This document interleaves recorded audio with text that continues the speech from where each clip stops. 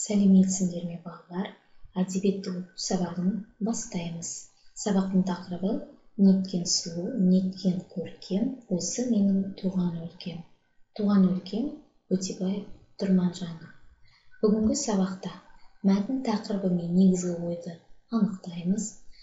Туған өлкенің табиғатын сипаттайтын көркем сөздерді табамыз. Берілген өлең жолдары бойынша өз ойыңды айтатын боласың. Ең алдымен Өтебай Тұрманжанов туралы танысып кетейік. Өтебай Тұрманжанов оңтүстік Қазақстан облысы Бөген ауданы Жалғыз Ағаш деген ауылда туған. Қошан кедей атты әңгімелер жинағы, Қарлығаш ертегілер жинағынан бастап балаларға арнап көптеген өлең, ертегі, әңгіме, повесть, мысал, дастандар жазды. Олардың ішінде ең танымалы Өлеңі, Сұңқар тілек, Жауқазын, Құралай, Ұршық, тағы басқалары. Балалар, мәтін дегеніміз не? Есіңізге түсіріп көрейікші, мәтіннің негізгі ойы деген не? Тақырып деген не? Ойланамыз. Естеріңе түсті ме балалар? Тақырып дегеніміз әдеби шығармада сөз болатын басты мәселе, шығарма мазмұнының арқауы. Ал негізгі ой мәтін мазмұнындағы автордың айтқысы келген ең басты ойы. Олай болса, оқулықтағы бірінші тапсырмаға назар аударайық. Ыстық қой шіркін туған жер деп айтқан жазушыны ата. Бұл кім екен? Қаламгердің ойын қалай түсінесің балалар? Қалай түсінесіңдер? Ыстық қой шіркін туған жер.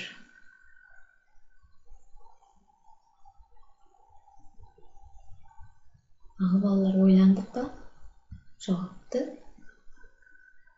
тыңдайық. Жазушының аты Жүсіпбек Аймауытов. Туған елге, жерге, оның топырағына деген сүйіспеншілік аса қымбат. Әр адам туған жерін қастерлеп, қадірлеп, бағалауы тиіс. Өлеңді мәнерлеп оқы. Туған өлкем.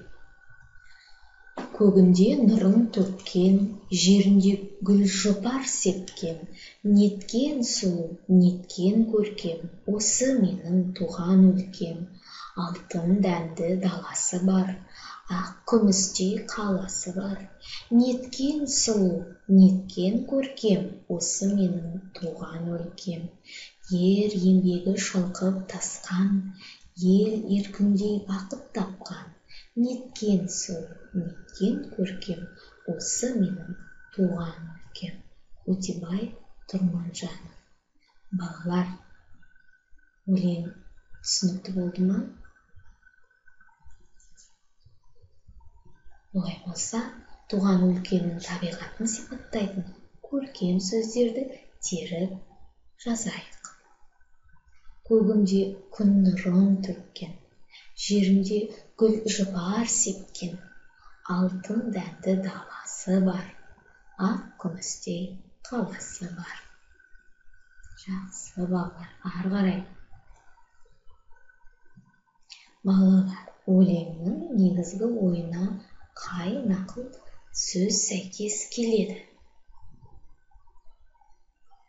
Туған жер алтын бесік асыл анам, Ғафу Қайырбек.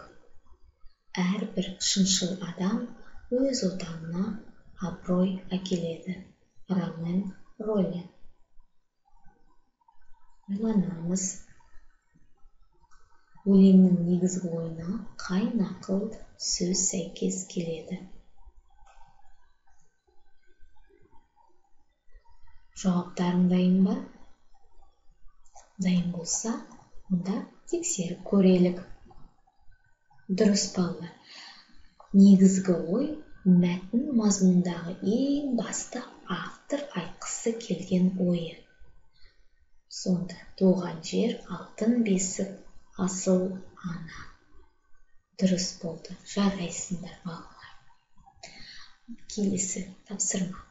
берілген өлеңді өз бетінше жалғастырып көр. Неткен сұлу, неткен көркем, осы менің туған өлкем. Ойланып қараңдар.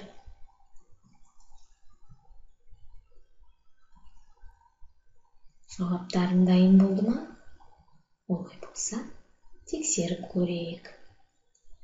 Неткен сұлу, неткен көркем, осы менің туған өлкем. Сәби шағым сенде өтті, қайран менің туған өлкем. Тау мен көлі шағылысқан, сұлу неткен менің өлкем.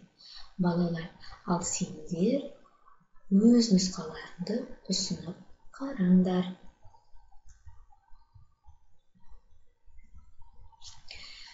Келесі тапсырма.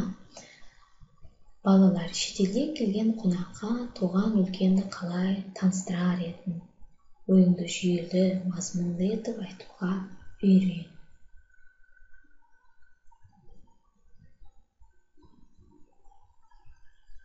Әрине, Қазақстан Республикасына шет елден келген қонақтарды біз ең бірінші көрікті жерлерімізге, асқар тауларымызға, шатқал көлдерімізге, тамаша табиғатымызға және де әр адамның өзінің туған еліне деген құрметі, туған елінің салт дәстүрі туралы айтып, сонымен таныстыруға болады. Балалар, бүгінгі әдебиетті оқу сабағымызды аяқтаймыз. Сабақ аяқталды. Сау болыңдар.